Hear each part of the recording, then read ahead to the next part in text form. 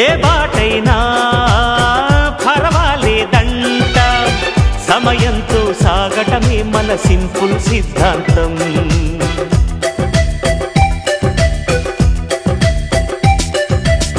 చిరుగాలికి పరిమళమిచ్చే సిరిమల్లెల వనమై ఉందాం, గగనాన్ని నేలను కలిపే హరివిల్లుల బంతెన అవుదాం.